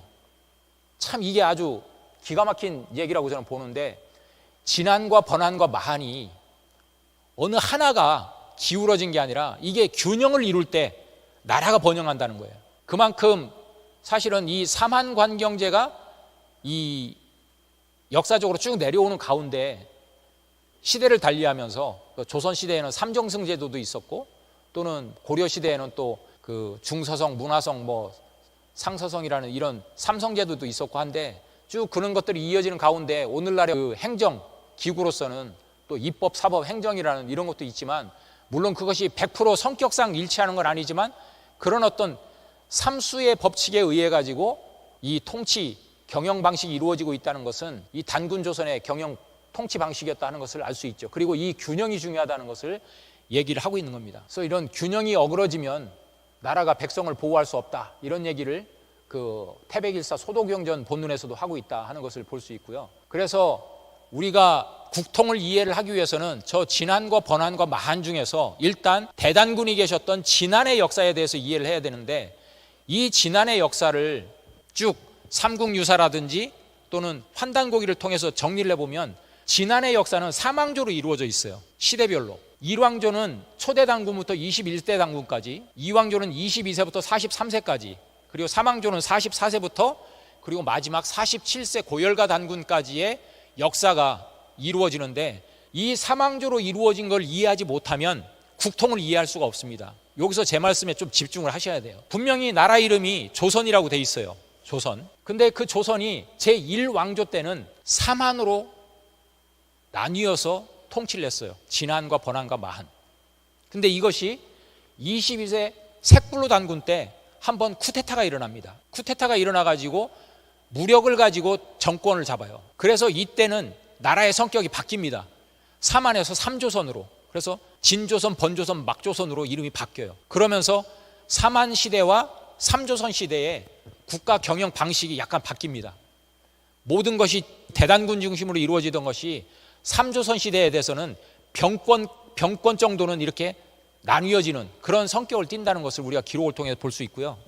그러면서 마지막 44세 구물단군 때는 또 한 번의 쿠데타가 일어나면서 나라가 바뀌면서 이때는 나라 이름을 조선에서 대부여로 바꿉니다. 여기서 나라 이름 바꾼 거에 여러분들이 정확하게 기억할 필요가 있어요. 나라 이름이 조선에서 대부여라는 이름으로 바뀐다. 그러면서 이 진안을 중심으로 한 이 대단군의 역사는 BC 2333년에 시작해가지고 BC 238년에 문을 닫습니다. 고열가 단군의 47대. 근데 이후에 번조선과 막조선은 그대로 역사가 더 이어집니다. 그러다 보니까 대단군이 계시던 이 대부여가 문을 닫으면서 역사가 어디로 이어지냐면 저 진안 중심으로 해서는, 대단군을 중심으로 해서는 BC 238년에 문을 닫는데 그 1년 전에 BC 239년에 해모수라는 분이 북부여라는 나라를 세워요. 북부여. 그러니까 대단군이 문을 닫기 1년 전에 북부여. 왜 나라 이름에 방위를 뜻하는 북녘북자를 썼을까? 그거는 대부여가 있는데 그 대부여의 북쪽에 나라를 세우다 보니까 나라 이름에 북녘북자를 붙여서 북부여라고 이름을 붙인 것 같아요. 그래서 1년 상관으로 그 북부여가 세워지고 대부여가 1년 뒤에 망하는데, 그 북부여가 세워진 뒤에 이 번조선 지역에는 기준의 후손들이 쭉, 기씨의 후손들이 왕을 하거든요.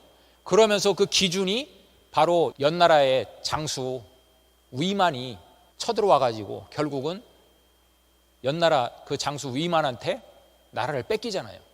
그러니까 여러분들이 아시는 위만이라는 정권은 조선의 전체 역사를 이은 것이 아니고 번조선의 역사를 일부 뺏은 것일 뿐이다. 그리고 대단군의 맥을 이은 것은 누구냐? 북부여다. 그래서 고열가 단군께서 이 BC 238년에 나라를 문 닫고 들어갈 때 공화정 시대가 열리거든요. 공화정 시대가.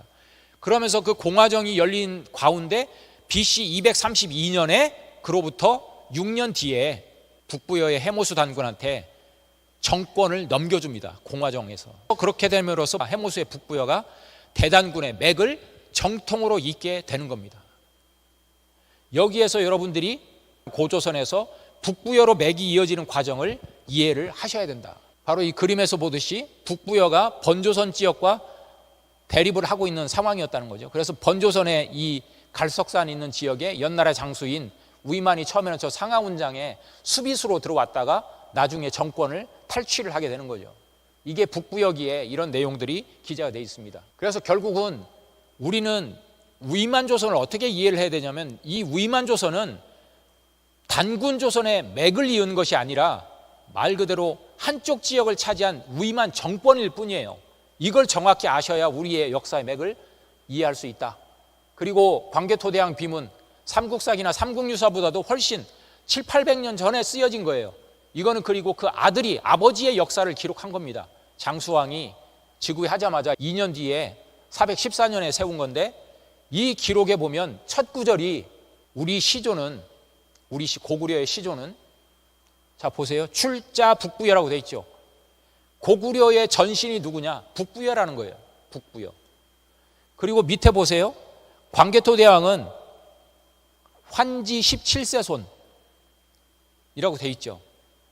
그러니까 시조로부터 17세 손이라는 거예요. 그럼 저게 장수왕이 자기 아버지의 역사를 기록하는데 잘못 기록할 수 있겠어요? 몇백 년 뒤에 몇천 년 전의 역사를 기록한 게 아닌데. 그래서 바로 저 17세 손은 그 환단고기에 태백일사 고구려 국본기에 보면 저 역사를 정확하게 그 맥을 이해할 수 있는 것이 족보가 나옵니다.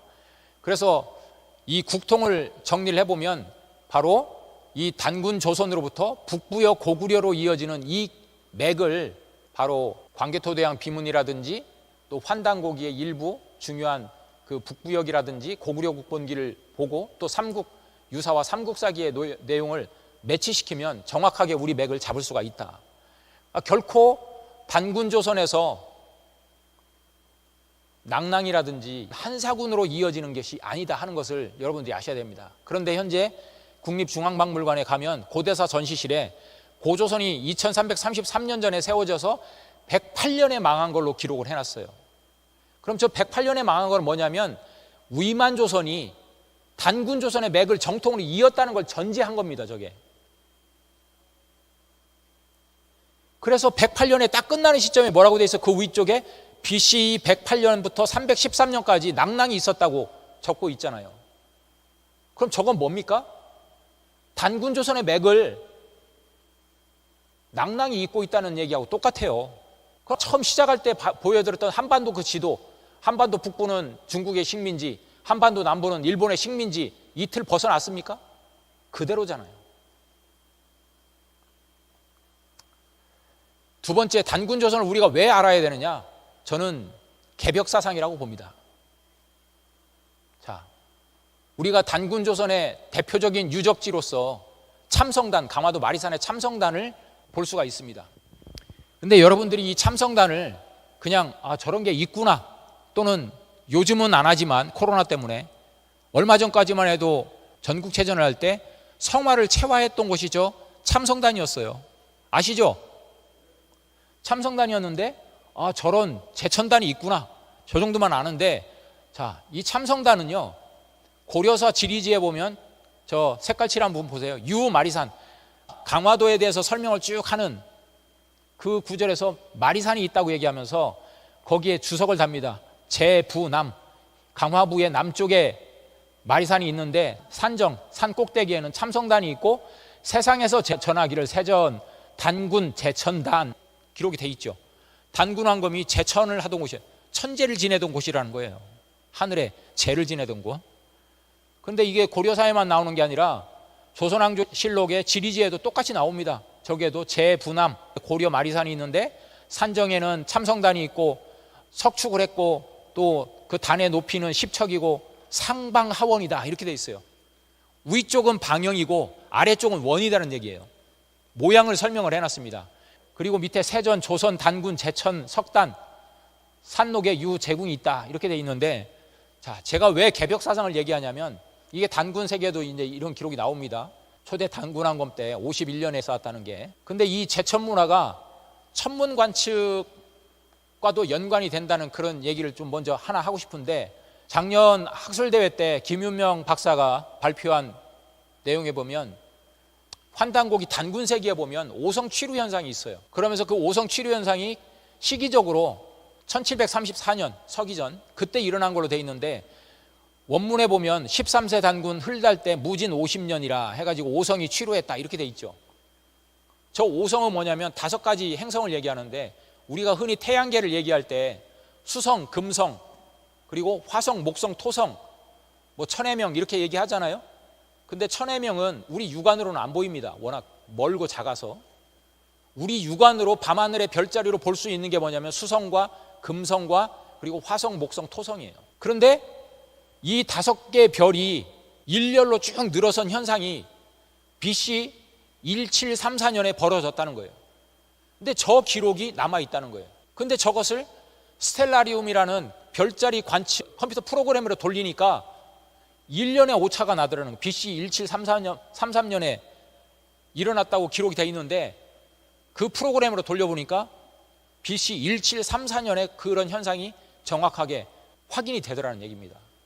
이걸 예전에 박창범이나 나대일 박사가 논문으로 발표한 적도 있지만, 이거를 또 김윤면 박사가 다른 의미에서 또 해석을 했는데, 이러한 현상은 뭐냐면, 여러분들 지금 우리나라 강단사학계에서는 청동기가 성립된 이후에 국가가 성립될 수 있기 때문에 우리나라 청동기 문화는 BC 15세기, BC 1400년대에나 청동기가 들어왔다고 얘기합니다. 그 얘기는 뭐냐면 그 이전에 단군 왕검의 고조선을 믿을 수 없다는 뜻이에요.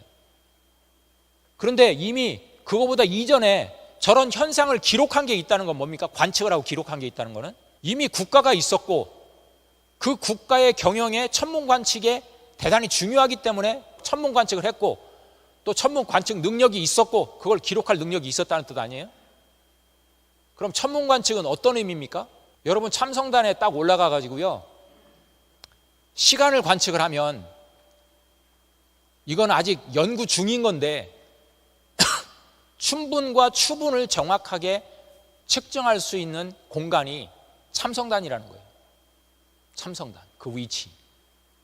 그러니까 왜 초대 단군 왕검이 강화도 마리산에 저런 참성단을 세웠을까? 그리고 기록상 보면 거기에 올라가지고 하늘에 제천문화 의식을 행했을까?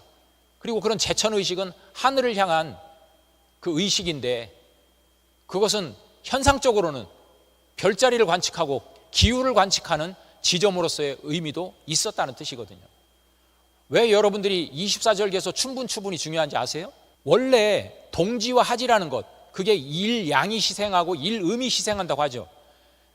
양의 기운이 가장 극해질 때 음의 기운이 태동하고, 음의 기운이 가장 태동할 때 양의 기운이 태동한다는 것, 그 기준을 동지와 하지로 삼거든요.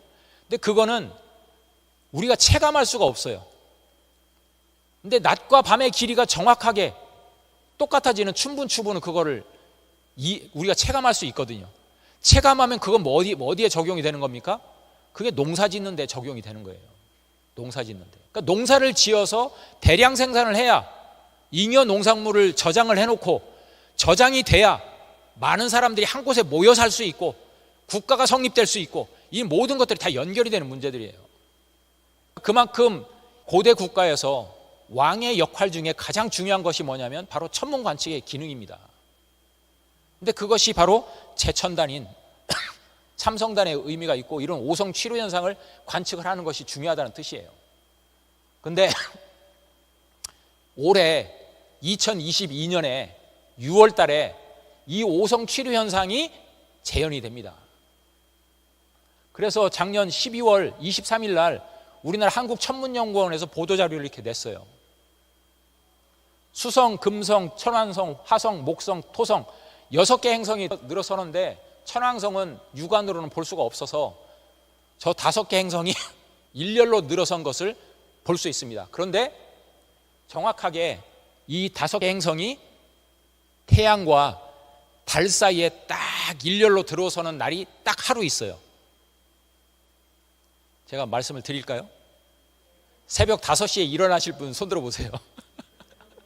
새벽 5시에 볼 수 있습니다. 이거는 새벽 좀 일찍 일어나셔가지고 새벽에 태양이 막 뜨기 직전에 동쪽에서 태양과 달 사이에 일직선으로 쫙 늘어서는 게, 우리 이사장님이, 대한사랑 이사장님이 천문학 박사잖아요. 그래서 저도 팁을 얻은 겁니다.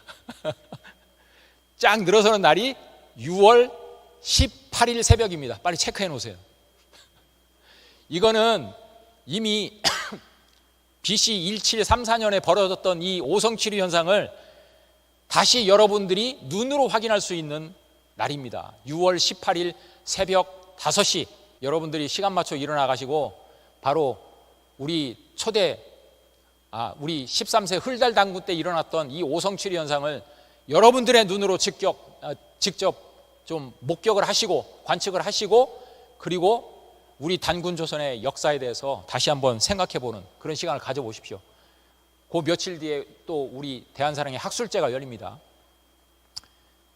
그리고 고조선의 대표, 그 우리나라 신석기 시대 대표 유물이라고 알려져 있는 빗살무늬 토기, 이 빗살무늬 토기를 우리는 이제 뭐 비가 이렇게 내리는 빗으로 이렇게 빗은 것 같은 이런 현상이라고 해서 이걸 이름을 시옷자를 붙여서 빗살무늬 토기라고 하는데, 이거를 어떤 분은 또 치읓자를 써가지고 이거는 햇빛이 이렇게 비치는 거를 얘기한 것에 해서 빗살무늬 톡이다 이런 얘기를 하는 분도 계세요.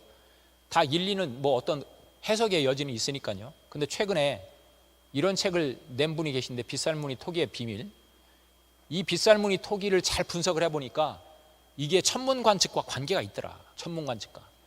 그래서 요 밑에 보듯이 그림으로 색깔을 칠해서 딱 놨죠. 제일 위쪽에 있는 이 빗살무늬는 이게 하늘에서 내리기 직전에 가둬져 있는 빗물을 얘기를 하는 거예요. 빗물. 그리고 그 사이에 있는 세모난 거, 색깔 칠한 그 부분은 이게 구름을 상징하는 거다. 그리고 그 구름을 통해서 낮아져 가지고 빗줄기가 떨어지는 게 밑에 이제 기역자 모양의 이 사선들, 그게 빗줄기고 밑에 땅이 표시가 돼 있고 또 땅속으로 스며드는 물까지도 표현을 했다. 그리고 저 천문도 있는데 하늘문, 비가 하늘 전체에서 내리는 게 아니잖아요. 그죠? 비가 내릴 때 보면 이쪽은 내리는데 이쪽이 안 내릴 때도 있잖아요. 그래서 비가 내리는 문 해서 천문까지도 표현해놨다. 저 위쪽에 보면 저 위에 있는 빗방울이 쭉 빗물이 모여있는 그 사이에 공간이 있잖아요. 이게 바로 천문이다.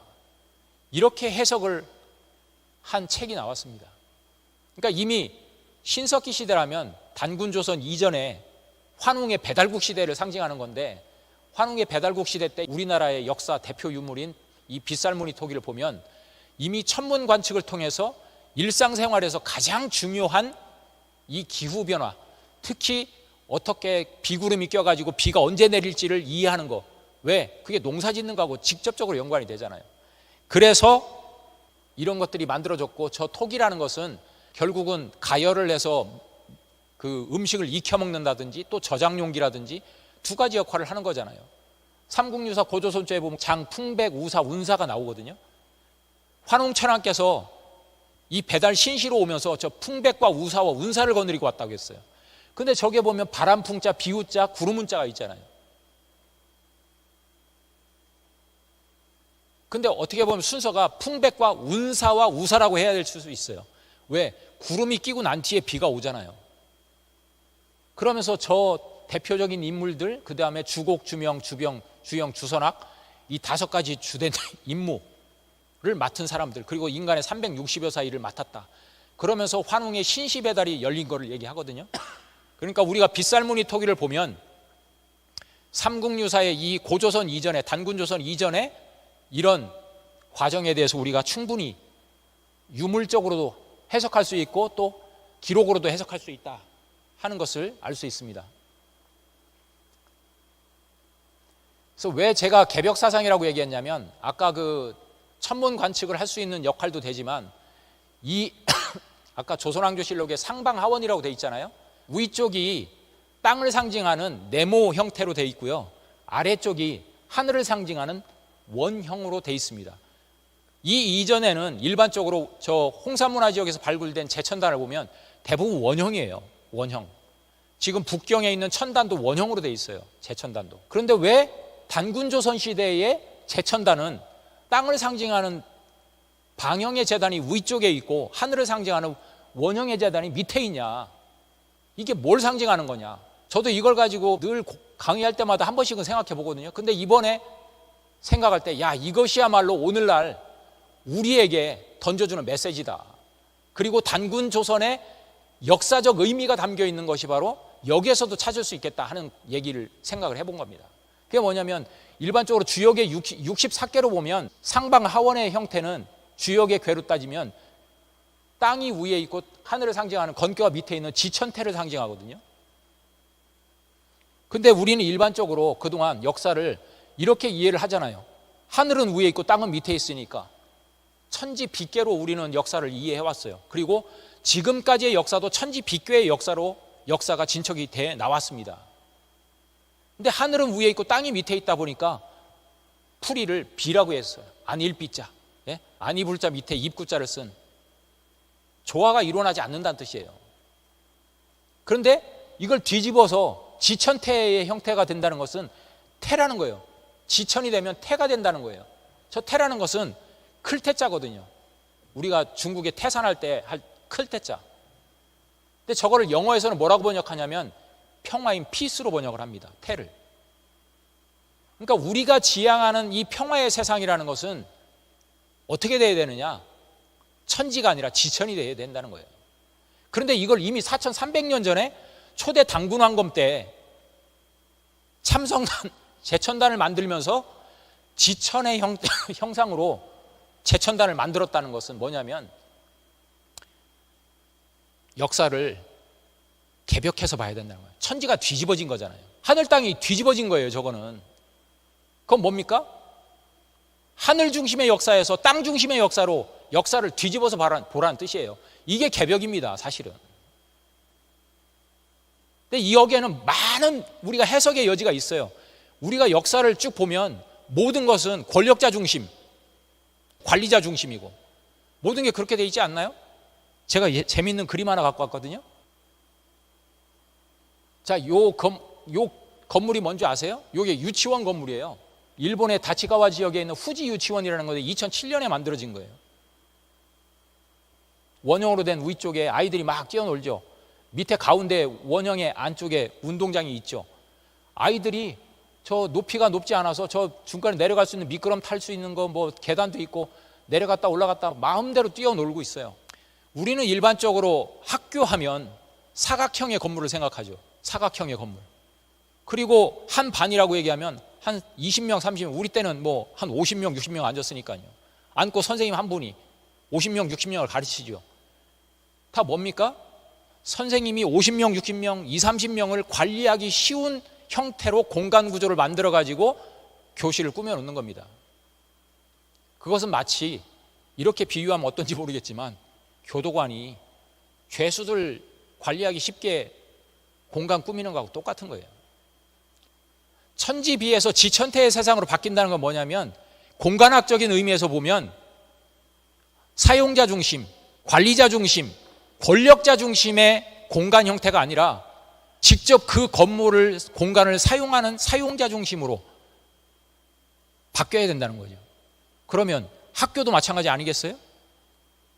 가장 미래적인 의미가 담긴 학교도, 아이들의 뛰어노는 문제도, 우리 학술위원 중에 한 분이 부산대학교 명예교수가 계신데 유아교육 전문하신 분이에요. 남자 교수인데 그분이 고민하는 게 이런 문제입니다. 선생님 중심의 또 관리자 중심의 유아교육을 완전히 180도 뒤집어야 된다는 얘기를 하고 계십니다. 이게 개벽이에요. 근데 이것을 이미 4300년 전에 단군조선의 제천단 형상에서 우리는 개벽의 메시지를 볼 수 있다. 완전히 우리는 이제는 역사를 뒤집어서 봐야 된다. 그렇게 될 때만이 우리의 미래가 열린다는 거예요. 지금 우리가 코로나를 겪으면서 그 찾고 있는 포스트 코로나의 그런 미래상이 이 참성단이라는 이 형태에서 우리가 그 메시지를 찾으면 새로운 세상을 만들어낼 수 있다. 그만큼 단군조선의 건국이념이라는 것은 엄청난 큰 의미가 있어요. 왜? 삼국유사 고조선주를 보더라도 그 내용을 있는 그대로 본다면 환인천재가 하늘에서 아들 환웅을 내려보냈어요. 하늘에서 지상으로 내려왔습니다. 그리고 환웅이 또 지상에 있는 웅족과 연합해가지고 역사를 만들어낸 게 단군조선이에요. 단군조선은 그 이전에 있었던 환국과 배달국하고 다르게 말 그대로 우주의 십자가를 딱 그려가지고 연합해서 만들어진 게 단군조선이다. 그런 의미까지도 우리가 해석해낼 수 있거든요. 그리고 이런 참성단을 통해서도 우리는 개벽의 메시지를 볼 수 있다. 그러다 보니까 김용옥 선생은 동학은 고조선의 부활이다 이런 얘기를 했는데 여기에 대해서 이분이 그런 생각을 하고 했는지는 모르겠지만 저는 이렇게 봅니다. 동경대전과 용담유사라는 동학의 경전, 최수훈 대성사가 직접 자기의 깨달음을, 체험을 써내려간 책인데 전 세계 어느 종교사에도 없는 일이에요. 예수님이 직접 신약을 쓰지는 않았잖아요. 석가모니 부처님이 직접 불경을 쓴 게 아니에요. 다 그 제자들이 기억을 더듬어서 만들어낸 것들이에요. 근데 동학은 최수훈 대성사가 직접 자기가 썼어요. 근데 여기에 보면 이런 얘기가 있습니다. 12제국 괴질운수 다시 개벽 아닐런가. 괴질운수가 퍼질 때 전 세계에 그거는 다시 개벽의 때다. 우리가 다시 개벽을 논할 때다. 쉽게 얘기하면 그런 얘기입니다. 근데 지금 우리는 3년 동안 현대판 괴지를 겪고 있잖아요. 물론 지금이야 백신을 만들어 가지고 100% 맞는 건 아니지만 우리가 겪어내고 있지만 지금 우리는 이 다시개벽의 때를 맞아 가지고 단군조선의 그 개벽사상을 어떻게 현대판 개벽사상으로 만들어낼 것인가, 이런 걸 한번 고민해 볼 때인데, 또 하나가 이 단군조선 때는 이 천지부모 사상에 대한 이해를 해야 되는데요. 이 천지부모 사상의 핵심이 바로 이 11세 도해단군 때 만들어낸 이 연표문이라는 글인데, 이 환단고기 단군세기에 보면 47분의 단군의 역사가 기록이 되어 있는데 그중에 11번째 도해단군 때 이 구절이 나오거든요. 연표문 3일 2기하고 7일 2강 한다고 되어 있는데, 대시전을 세운 다음에 7일 동안 가르침의 결론이 이 연표문이라는 글인데요. 여기에 보면 세 번째 줄에 사람에 대해서 얘기를 하거든요. 근데 제가 여기서 얘기하고 싶은 거는 시간이 없으니까 하늘과 땅을 전제로 한 사람이에요. 하늘의 정신에 대해서 이해를 하고 땅의 정신에 대해서 이해를 해야만이 사람을 제대로 이해할 수 있다는 거예요. 그리고 내가 무엇을 해야 되는지를 알 수 있다는 뜻입니다. 그러면서 결론적으로 16자를 정리해주고 있죠. 일신강충하사 성통광명하니 제세이화하여 홍익인간하라. 여기서 일신이라는 것은 서양의 기독교적인 시각에서의 유일신 하나님을 얘기하는 게 아니에요. 그걸 넘어선 일신이라는 것은 이 우주 자체를 보고는 얘기입니다. 우주 자체가 신이라는 거예요. 그 우주 자체가 일신인데 그 우주 자체의 본성을, 본질을 강충 내려줬다는 거예요, 우리 인간들에게. 그러니까 인간은 뭡니까? 하늘과 땅의 소산으로, 자녀로 태어났다는 뜻입니다. 이게 완전히 인간관이 다른 거예요. 인간을 보는 관점이 다른 거거든요, 서구적인 관점과. 그렇기 때문에 인간의 본성은 이 일신이 곧 광명이기 때문에, 일신, 이 우주 자체는 빛이에요. 사실은 광명이기 때문에 인간의 본성도 광명에 통해 있다는 거예요. 그래서 통하면 어떻게 되느냐? 제세이화여 홍익인간하라는 뜻이죠. 제세, 이 세상에서, 이 역사 속에서 이화해라. 저 이화는 여러 가지 뜻으로 풀 수 있지만 일단 저기서 핵심 포인트는 변화할 화자입니다. 저 화라는 것은 단순히 내가 지식이 좀 많아지면 내가 변화된 게 아니고, 또 외형적으로 내가 뭐 좀 다듬어 가지고 보기 좋게 변화되는 게 아니고, 인간이 본질적으로 우주 자체로부터 받아 나온 이 본성을 그대로 드러내는 거, 그게 진정한 화거든요, 변화거든요. 그렇게 될 때 홍익인간 할 수 있다는 뜻입니다. 이런 철학을 모르니까 국회의원들이 홍익인간 추상적이니까 빼자, 이렇게 나오는 거예요. 이런 역사 교육을 못 받으니까. 단순히 역사를, 연대기적인 것을 외우는 걸 역사 교육으로 알고 있으니까 문제가 되는 거고, 단군조선 역사 속에서, 저런 단군조선의 유적 속에서 철학적 의미, 정신사적인 의미를 발견하지 못하고 우리가 조선의 역사에서 무엇을 찾을 것인가를 고민하지 않으니까 문제가 되는 거다. 마지막은 천지성공입니다. 결국은 하늘과 땅이 성공을 해야 인간도 함께 성공할 수 있다는 이 역사를 바라보는 눈이 바뀌어야 된다. 우리는 이런 표현을 들어본 적이 없거든요. 천지성공. 하늘 땅이 성공한다는 게 무슨 뜻이냐?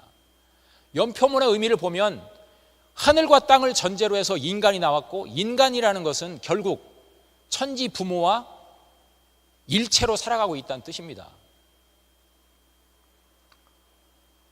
그래서 오늘날의 유발 하랄이라는 대표적인 서구의 젊은 석학이라고 하는 사람이 인류 역사에 대해서 고민하면서 쓴 책이 이 세 권의 책이거든요.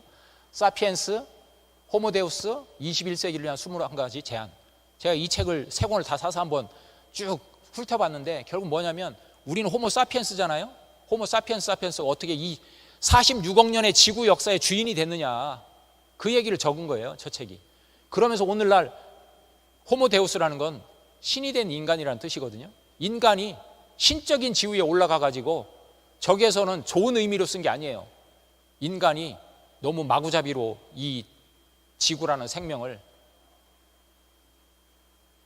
정말로 밑바닥을 드러내고 있다. 그래서 어떻게 하면 그럼 해결책이 있냐, 21가지 제안을 하는데 결론이 별로 없어요. 한계라고 봅니다.